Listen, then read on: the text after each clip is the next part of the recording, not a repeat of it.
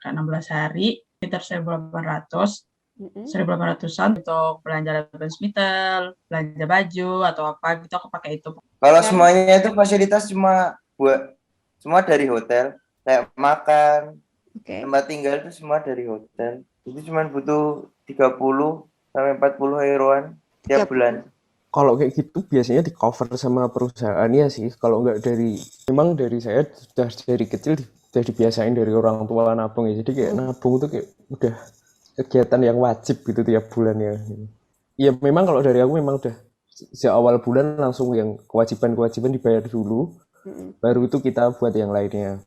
Bisa jadi bulan ini masih kerja lancar, terus bulan depan ternyata udah dipecat gitu. Atau gitu-gitu sih, harus sedia dana darurat sih menurutku.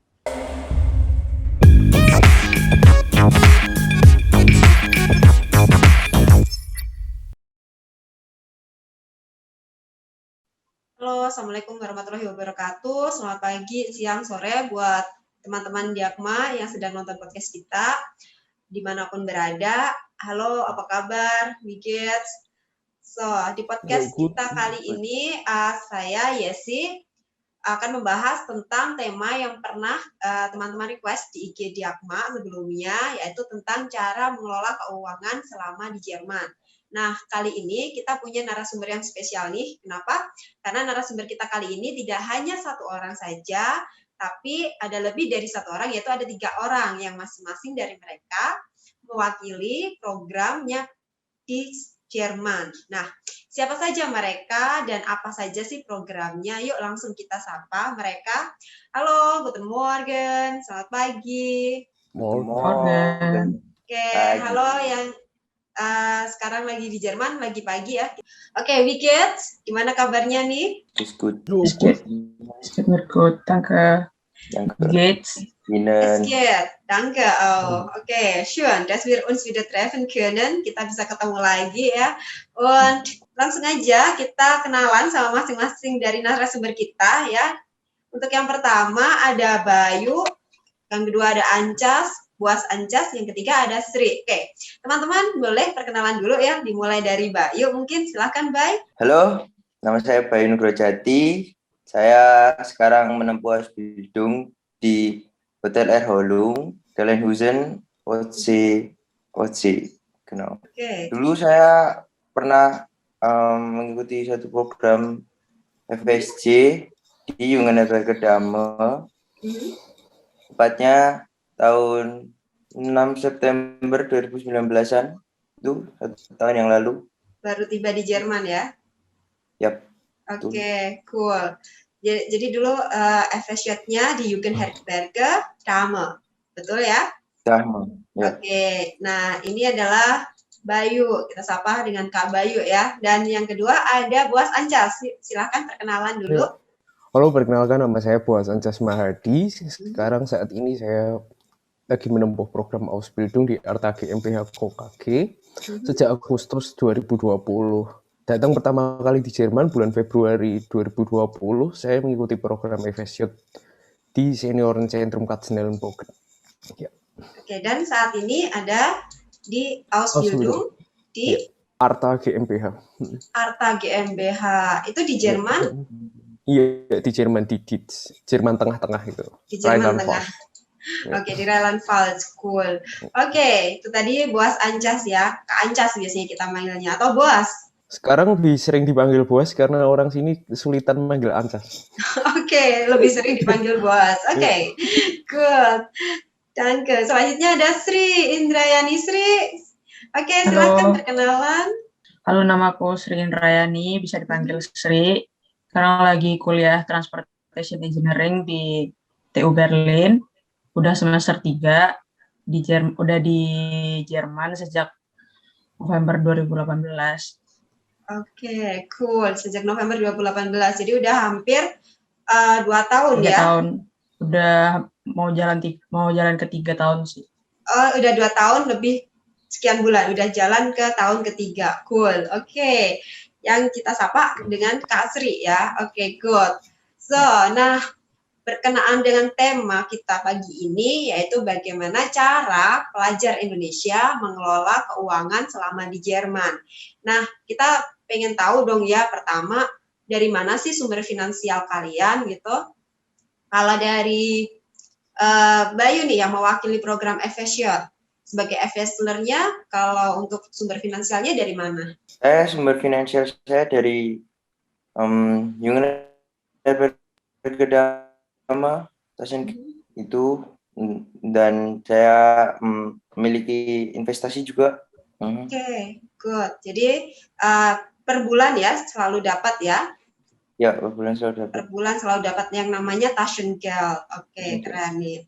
Terus kalau Kak Boas sendiri dapat sumber finansialnya dari mana? Sumber finansial selama Ausbildung itu dari firma tempat kita kerja.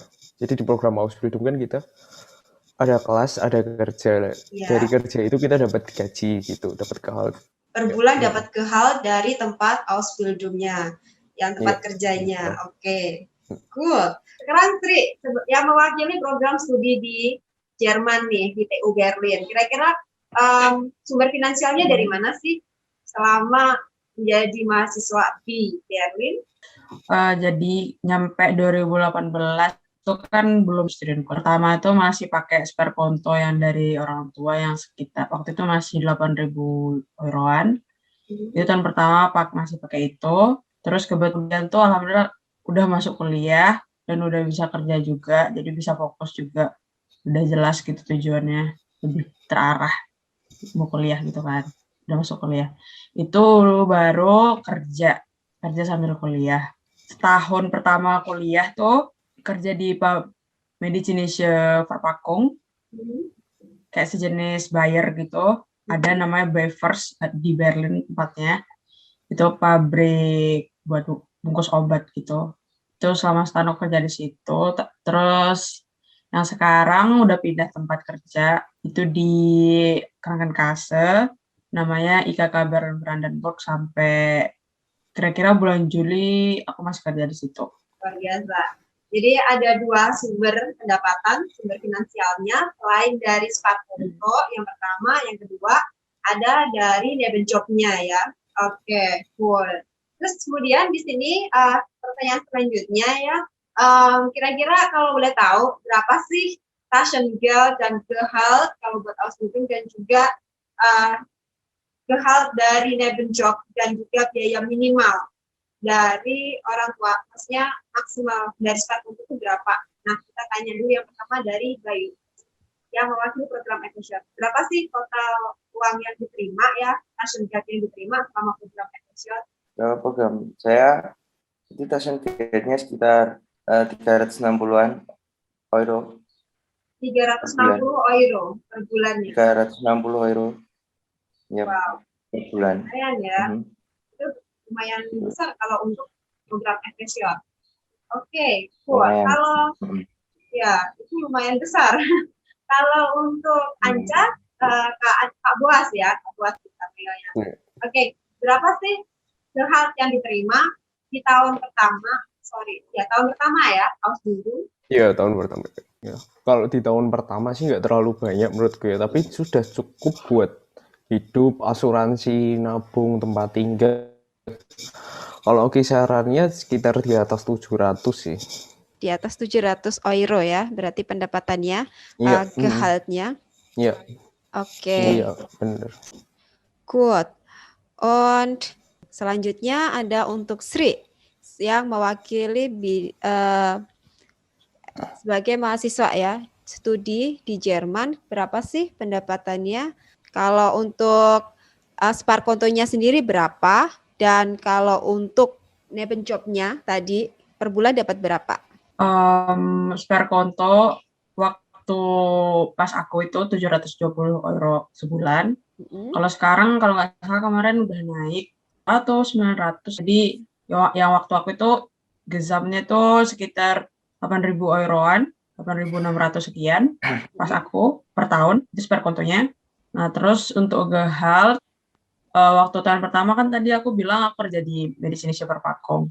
Itu aku ngebatasin kalau aku nggak mau kerja lebih dari 10 hari soalnya mau kuliah juga kan, tujuan utamanya gitu. Untuk 10 hari aku kerja dalam sebulan tuh aku dapat sekitar 800 euroan, 800 euro neto. Terus untuk yang sekarang, kerjaanku yang sekarang tuh kalau kemarin bulan kemarin tuh aku kerja sekitar 16 hari dalam sebulan karena kayak masih loker gitu kuliahnya. Masih waktu itu kayak masih for lesson site, kayak mau baru-baru masuk juga, belum terlalu padat materinya tuh kerja lumayan banyak, kayak 16 hari. Itu brutonya sekitar 1.800. 1.800-an, terus netonya sekitar 1.600-an. Tapi karena sekarang udah mulai padat kuliahnya, jadi aku kayak ngebatasin juga. Jadi kayak kerja 11 hari gitu, dalam sebulan. Oke. Sekitar 1.200, 1.300. Wow, itu udah neto atau bruto di tangan? Yang sekarang. Iya. Yang 11 hari, itu netonya. Netonya 1.200, 1.300. Netonya 1.200, 1.300 per bulan. Dan masih punya Sparkonto juga ya, yang enggak. Oh enggak, kenapa? Enggak. Jadi kebetulan di Berlin tuh loker banget kayak tentang visa. Kebetulan aku kemarin habis perpanjang visa, udah dapat 4 tahun alhamdulillah sampai 2024. Wow. Jadi kemarin pas perpanjang tuh bahkan aku lagi miskin-miskin banget gitu kan. Bahkan di kontoku itu kurang dari 500 euro. Tapi dapat 4 tahun alhamdulillah. Alhamdulillah ya. Cool. Yeah. Jadi di sini tidak perlu ada Sparkonto lagi kalau untuk yang tahun kedua. Pakai Sparkonto. Wow. Bukan. Ini mungkin tergantung kotanya kali ya. Kebetulan Berlin tuh loker banget kalau masalah. Gitu. Sebenarnya Sparkonto tuh dibutuhin banget tuh pas mau perpanjang visa. Gitu. Jadi tergantung kebijakan kota-kotanya. Iya. Tergantung kebijakan kota-kotanya. Tergantung kebijakan kotanya gitu. Dan kebetulan di kota Berlin tempat Sri saat ini tidak mewajibkan untuk para mahasiswanya punya Sparkonto. Sparkonto. Genau. Dan karena Sri juga udah dapat visa untuk 4 tahun ya. Jadi tidak ada pengecekan Sparkonto lagi per tahunnya berapa, harus 10.000 euro itu nggak harus ya? Nggak. Wow. Sebenarnya nggak ada pengecekan juga. Nggak ada pengecekan sih.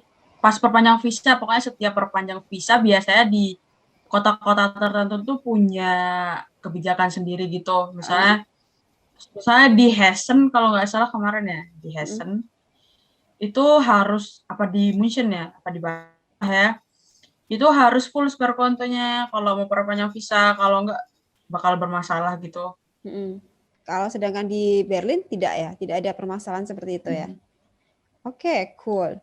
Nggak ada sih. Tapi Berlin lebih strict ke arah regular student chat gitu-gitu. Jadi pas perpanjang visa, aku perpanjang visa, tapi ternyata LP-ku nggak sesuai yang mereka harapkan gitu, itu bisa langsung kena Ausreise. Mungkin kalau di kota-kota lain masih bisa loker gitu. Kalau boleh jelasin, tadi LP itu apa sih? LP itu Leistungspunkte atau poin. Jadi untuk bisa lulus bachelor, itu harus punya 180 Leistungspunkte atau poin. Itu termasuk nulis bachelor Arbeit atau apa sih namanya? Bachelor Arbeit kalau dalam bahasa Indonesia itu bisa disebut kita sebagai skripsi gitu ya. Skripsi modul. Iya. Ya, genau. Oke. Jadi itu ada prasyarat-prasyaratnya sendiri gitu ya, selain Sparkonto. Jadi harus memenuhi yang namanya Leistungspunkte. Oke. Berarti Sri ada berapa tabungan nih selama di Jerman? Oke, cool. Tapi untuk kontonya sendiri, Sri ada satu konto atau lebih dari satu konto nih ketika itu? Dan sekarang juga? Waktu itu aku awalnya sampai Jerman itu aku pakai Commerzbank sama N26. Jadi aku punya konto N26 juga. Itu aku pakai buat transaksi sehari-hari untuk belanja Lebensmittel, belanja baju atau apa gitu, aku pakai itu. Pokoknya transaksi gitu sehari-hari aku pakai N26. Terus yang Commerzbank. Oke, jadi yang N26 buat belanja, yang Komersbank buat nabung. Kenapa harus pakai 2 nih? Soalnya kalau biasanya tuh kalau ngelihat uang banyak di satu konto itu takutnya tuh kebutuhan primer tuh kelewatan gitu sama kebutuhan yang nggak perlu-perlu gitu. Oke, jadi itu tadi ya, sumber pendapatannya dan juga berapa besarnya masing-masing.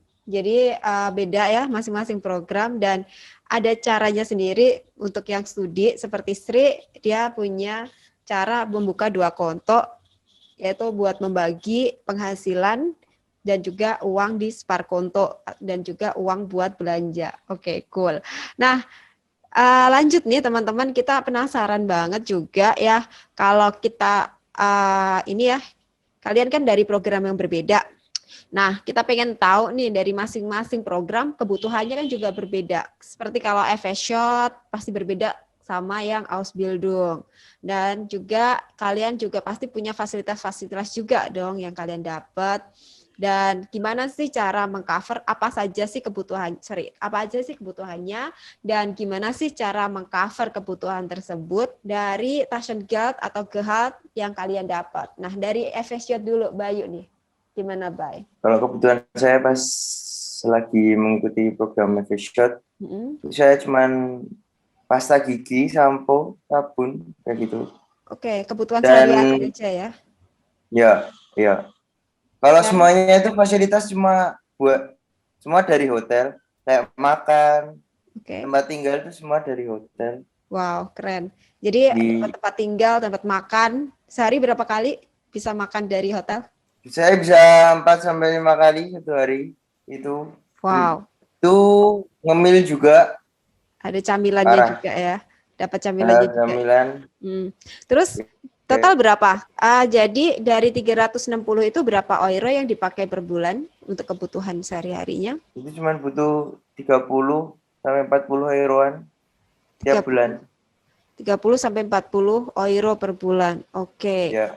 Cool. Jadi bisa ngisiin uang 300 lebih lah, 320, 330-an. Itu buat ditabung ya? Iya, buat ditabung. Sebanyak itu buat bisa ditabung. Wow, itu lumayan ya kalau sebulan bisa menyisihkan 320 dan euro di konto, kalikan aja gitu kan. Wow. Ya, kalau FS-Shot di gastronomi enak, Bro. Makan tinggal ambil, jadi aman. Oh, aman jadi makan sudah disiapin, tempat tinggal juga sudah ada, jadi udah tidak banyak kebutuhan lagi yang harus dicukupi. Wow, keren sih. Enak-enak juga.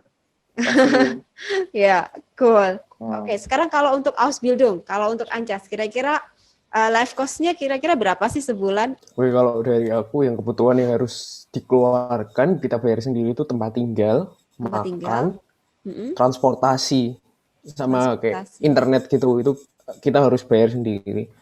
Kira-kira kalau dari tempat tinggal aja udah ambil sekitar hampir 30% dari pendapatan saya. Terus ya buat transportasi, makan, sama itu internet ya sekitar 25-30% gitulah. Oke. Terus sisanya buat tabung ya. Sisanya ditabung. Kira-kira berapa euro sih yang bisa ditabung kalau Ausbildung? Kalau dari aku sendiri, aku sudah tetapin minimal 200. Sebulan minimal nabung 200, sekitar segitu. Syukur-syukur kalau misal nggak ada kepentingan apa-apa, bisa lebih gitu nabung. Oh gitu, pokoknya minimal sebulan tuh 200 harus ditabung gitu ya? Ya, aku paksain kayak gitu. Oke, cool. Dan jadi kebutuhan lebih banyak ya ketika Ausbildung dibandingkan ketika FS-Shot ya? Iya, jauh lebih banyak. Kalau untuk kelas sendiri, kebutuhan kelas, tugas-tugas itu perlu juga nggak sih? Lebih banyak juga nggak sih? Kalau kayak gitu biasanya di cover sama perusahaannya sih. Kalau nggak dari profilnya dikasih kita. Jadi kita cuma di awal cuma beli buku aja. Iya. Memang beberapa buku itu nggak dikasih kita, harus beli sendiri. Soalnya bukunya tuh kayak pelajaran. Oke, good. Itu tadi untuk pengeluaran ya, life cost-nya untuk yang FS-Shot, kemudian Ausbildung, dan sekarang adalah yang studi. Nah, kira-kira berapa sih life cost-nya yang harus dibayar per bulan dan bisa mengcover nggak sih pendapatannya per bulan itu untuk life cost-nya? Masih bisa nabung nggak kira-kira gitu? Silahkan, Sri. Yang wajib banget tuh yang pertama bayar asuransi.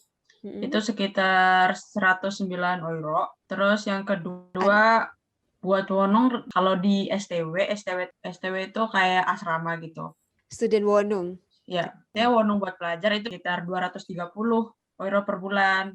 Itu udah dapat. Tapi itu word listnya lumayan panjang gitu. Oke, selain itu? Terus yang ketiga tuh sama makan. Kalau masak sendiri kayaknya 100 euro itu udah mewah banget sih buat makan doang. Kayak 25 euro per minggu itu udah lebih dari cukup banget buat makan enak-enak sih.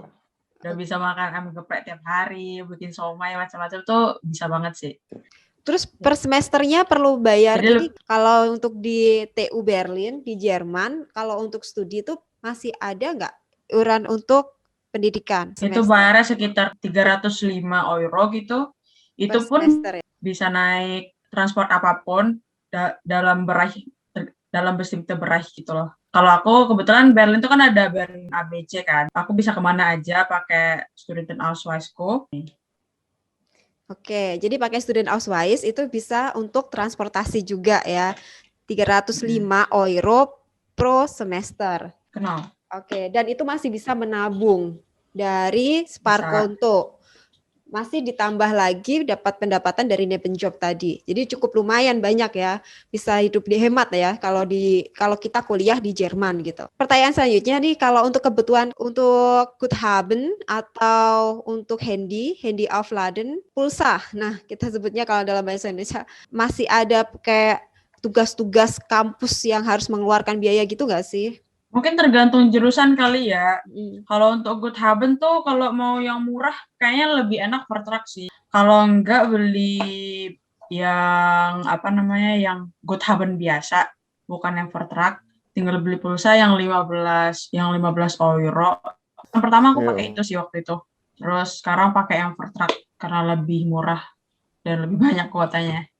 Oke, lumayan ya kuotanya, dapat 6 GB dan cuma 7 euro gitu ya. Cool. Terus kalau tugas sendiri gimana? Ya, tergantung jurusan sih.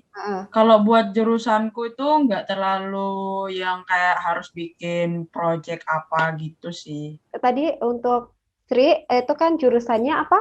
Verkehrswesen. Nah, Verkehrswesen itu apa sih dalam bahasa Indonesia-nya? Jadi aku kuliah Verkehrswesen atau Transportation Engineering. Untuk itu ntar ada beberapa pendalamannya gitu, mau ke Lufthansa teknik atau teknik penerbangan, ada Wasserverkehr itu kayak transport air gitu, kayak perkapalan gitu-gitu, sama ada Fahrzeugtechnik itu kayak otomotif gitu-gitu, sama yang terakhir tuh Planung und Betrieb itu mungkin lebih ke arah infrastruktur kali. Good. Dan untuk jurusan yang Katri ambil saat ini pun tidak memerlukan biaya yang besar, hanya untuk beberapa peralatan seperti penggaris. Bisa ditunjukkan lagi mungkin tadi penggarisnya yang harus, alat-alatnya yang harus dibeli. Gini. Oke. Paling ini cuma 10 euro gitu. Sama ini paling. Jadi nggak mahal sih. Oke. Jadi nggak begitu banyak dibuat untuk tugas-tugas ya. Kebutuhan untuk tugas-tugasnya tidak begitu banyak. Cool. Itu tadi jadi masih bisa nabung, itu yang paling penting ya. Nah, menurut kalian penting nggak sih nabung itu? Kalau dari FSJ sendiri, Bayu, penting nggak sih nabung itu? Oh, sangat penting itu, buat investasi masa depan. Investasi masa depan ya, sangat penting banget ya. Dan cukup banyak juga ya tadi kalau untuk Bayu waktu FSJ sudah 320 minimal bisa ditabung. Ancas, Kak Boas, Kak Boas. Iya, kalau memang dari saya sudah dari kecil sudah dibiasain dari orang tua nabung ya. Jadi kayak nabung itu kayak udah kegiatan yang wajib gitu tiap bulan ya. Oke, jadi penting banget ya nabung tuh. Jadi ya, penting banget. Di Jerman sekaligus kalian program gitu ya, kita program dan kita juga harus bisa nabung. Oke, dan untuk Sri, Kak Sri, kalau buat Kak Sri sendiri nabung penting nggak sih? Menurutku penting, soalnya tahu apakah 3 bulan atau 4 bulan ke depan tuh apakah kondisi ekonomi. Jadi menurutku harus tetap ada dana darurat, apalagi kayak kemarin mana ada orang kayak yang bakal ngira ini pandemi bakal jalan 2 tahun gitu kan. Iya. Masih paling kayak paling bulan depan nggak ada lagi gitu. Paling bulan depan makin loker gitu. Ternyata udah 2 tahun gitu. Dan berkelanjutan. Jadi bisa jadi bulan ini masih kerja lancar, terus bulan depan ternyata udah dipecat gitu. Atau gitu-gitu sih, harus sedia dana darurat sih menurutku. Oke, jadi penting banget ya. Terus gimana sih buat cara kalian nih yang FShot, Ausbildung dan juga studi, gimana sih cara kalian untuk biar kalian harus tetap bisa nabung gitu? Kalau untuk FShot sendiri dari Kak Bayu yang mewakili FShot, gimana nih caranya, kiatnya biar bisa tetap nabung? Kalau dulu tuh FShot, soalnya saya jarang main juga. Kalau dulu pas FShot, itu jadi uang tuh agak keluarnya dikit banget seperti itu. Makan pun ditanggung sama perusahaan, sama hotel. Jadi soal nabung aman banget kalau FShot. Aman banget kalau buat FShot ya. Kalau Ausbildung sendiri, kalau Kak Boas gimana? Kalau aku dulu pertama-tama di awal bisa nabung. Terus masalahnya sama kayak Sri itu. Kita lihat di konto, duit kita banyak. Terus ya memang kalau dari aku memang udah sejak awal bulan langsung yang kewajiban dibayar dulu. Baru itu kita buat yang lainnya. Oke, jadi tapi kalau lihat konto banyak, kalau kita lihat konto banyak kayak rasanya gatel aja gitu loh. Terus semenjak saat itu saya tulis di itu, aku tulis di Excel kan, yang fixed cost kita bulanan berapa, terus nanti yang pengeluarannya berapa, kita pemasukan berapa. Kalau di Excel itu kan enak, kita bisa pakai rumus, jadi nggak perlu ngitung manual, ngurangi beban pikir juga. Sama kita bisa bikin chart gitu loh, bisa bikin statistiknya, kita tahu berapa persen gitu pengeluaran kita yang banyak di mana. Jadi buat bulan depannya kita bisa ngatur lagi strateginya biar bisa buat nabung lagi. Itu kalau bisa juga investasi sih. Jadi yang penting adalah kita memprioritaskan kebutuhan dan itu sampai bikin program di Excel gitu ya. Kalau untuk cool. Kalau untuk Sri yang masih studi nih, gimana sih biar bisa nabung, kan itu penting banget biar bisa nabung. Harus konsisten per bulan nabung tuh gimana caranya? Kalau aku itu kayak aku nabung nominal yang sama tiap bulan, kayak aku nganggep uang itu nggak ada aja gitu. Tapi kalau duitnya ada aku bakal pasti tabung gitu. Kalau nggak ada ya nggak gitu. Tapi itu kayak tabungan yang aku anggap nggak ada, istilahnya kayak yang aku pakai paling terakhir gitu. Kalau benar-benar nggak ada duit, kalau orang tua aku udah nggak bisa ngasih banget gitu, baru aku ambil duit itu. Jadi sejauh ini masih ada dapat kiriman dari orang tua juga ya, kalau untuk Sri ya, yang masih studi. Kalau benar-benar nggak ada banget, baru itu benar nggak ada banget pendapatan, baru minta orang tua. Jadi dipilah ya, mana yang di Jerman dan mana yang ditabung di Indonesia juga punya tabungan gitu, nggak cuma di Jerman aja gitu ya. Iya. Oke, cool. Jadi ya kalian punya skala prioritas sendiri. Sekarang yang jadi pertanyaan, kalian kan tinggal di kotanya berbeda-beda nih ya, seperti Kak Bayu yang lagi di Otse, terus kemudian Kak Boas yang ada di Mitteldeutschland. Jadi ada di tengah ya, di Jerman bagian tengah, ada namanya Rheinland-Pfalz. Nah, itu kota tempat Kak Boas ini tinggal. Nah, dan juga Kak Sri yang ada di Berlin nih. Nah, kalian kan tinggalnya berbeda-beda nih kotanya. Kira-kira ada pengaruhnya nggak sih tempat tinggal kalian sama biaya hidup kalian? Kalau dari Kak Bayu yang FShot? Mungkin sangat berpengaruh ya mungkin. Saya ini kebetulan di desa banget. Di desa. Dan pojokan kayak gitu. Jadi jarang keluar juga. Yang curignya sedikit banget. Seperti itu. Jadi bisa lebih hemat ya? Banyak nabung. Banyak hemat juga. Kalau untuk Kak Boas sendiri gimana nih? Kalau tempat tinggal kalau di tempat tinggal kita di mana itu yang paling ngaruh dan nggak bisa kita apa-apain, sangat sulit kita apa-apain itu buat fixed cost tempat tinggal, bodong kita kan. Itu kan kita udah sulit. Wajar lah kalau kita di kota gede harganya lebih mahal, itu wajar banget, di mana-mana juga kayak gitu. Kalau yang lain-lainnya sih sebenarnya masih bisa kita kontrol ya. Kalau godaan di kota gede kan banyak pusat perbelanjaan, restoran juga makin variatif. Kayak barang-barang branded ada di mana-mana, yang di Indonesia tuh mungkin nggak sebanyak sini. Kayak di sini baru di mana-mana, gadget juga banyak. Ya itu godaan mesti tetap ada, tapi gimana caranya kita bisa ngontrol godaan itu, nafsu kita tuh harus bisa kita kontrol lah. Harus diprioritasin gitu. Intinya tergantung pribadinya juga ya, di mana tinggalnya berpengaruh, tetapi juga tergantung pribadinya. Oke, kalau untuk Kak Sri sendiri yang studi di Berlin. Berlin kota Hmm. metropolitan gitu kan ya. Nah, kira-kira pengaruh nggak sih sama pengeluarannya? Kalau aku personally itu nggak ada bedanya, soalnya aku anaknya anak rumahan gitu. Walaupun di kota kecil mau di kota gede, aku bakal tetap diem di rumah. Kalau nggak perlu banget baru keluar rumah gitu. Oke. Gitu sih. Paling bedanya buat dapat wonongnya sih. Kalau di kota gede dapat wonongnya lebih susah. Lebih worth it kalau kecil tuh dengan biaya segitu udah bisa dapat sekamar sendiri misalnya. Kayak gitu. Kalau di Berlin tuh rada susah nyari kamar sendiri dengan harga yang rada terjangkau, kecuali dapat wonong yang dari pemerintah gitu, yang udah dapat restribusi dari pemerintah gitu, baru sih itu, baru bisa. Tapi kalau Kak Sri sendiri satu kamar sendiri atau juga berdua nih untuk wonongnya dapatnya? Kebetulan aku hoki, Deutsche Familienhaus gitu, sekamar sendiri, WC-nya sendiri, terus dapur, terus apa sih namanya, toiletnya juga sendiri, gitu. Sekitar 170 euro gitu. 170 euro dan semuanya privat ya? Ya, bahkan dapat nyuci baju juga, dapat nge-laundry juga. Oke. Itu sekali dalam 14 hari, itu bisa nyuci Wäscheraumnya gitu. Oke, cool. Itu luar biasa sekali ya kalau kita bisa seperti itu, maksudnya di manapun tempat kita tinggal, mau kota kecil atau kota besar, kita bisa kontrol sendiri kebutuhan kita, keperluan kita. Cool, keren banget sih kalian. Terus pernah nggak sih kalian ada pengalaman kehabisan uang gitu?